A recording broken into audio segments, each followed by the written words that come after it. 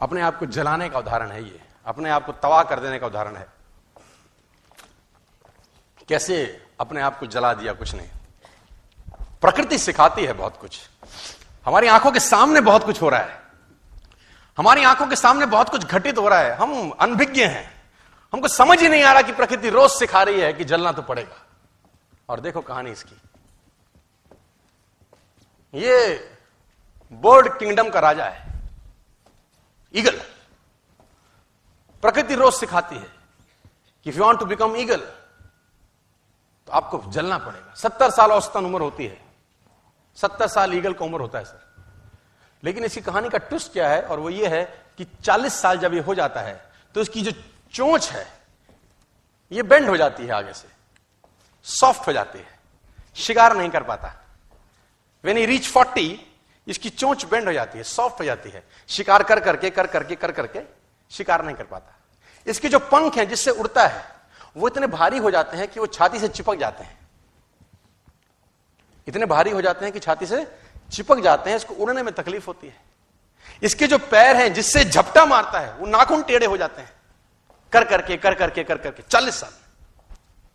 अब इसके पास चॉइस है कि 40 साल के बाद मर जाए, क्योंकि उड़ सकता नहीं है, शिकार कर नहीं सकता, पंख भारी हो गए, उड़ना दिक्कत, शिकार पकड़ नहीं सकता क्योंकि पैर के नाखून खराब हो गए, और पकड़ भी ले तो चोंच से उसको मार नहीं सकता।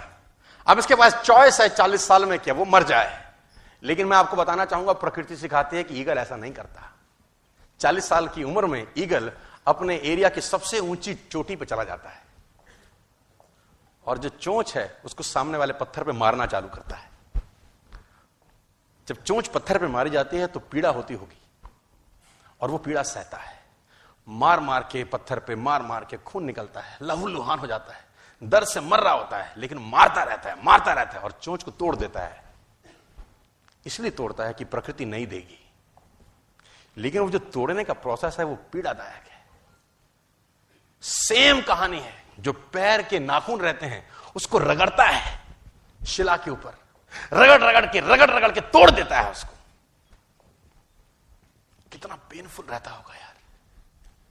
लेकिन हर ईगल की जिंदगी में ऐसा दिन आता है 40 साल। जैसी चोंच निकलती है, कहानी यहां खत्म नहीं होती, नई चोंच आती है, फिर वो उस चोंच से अपने परों को तोड़ता है, अपने जिस्म से अपना ही पर उखाड़ता है, क्योंकि वो पर उसके उड़ने के लायक नहीं रहे। भयंकर पीड़ा होती होगी, भयंकर।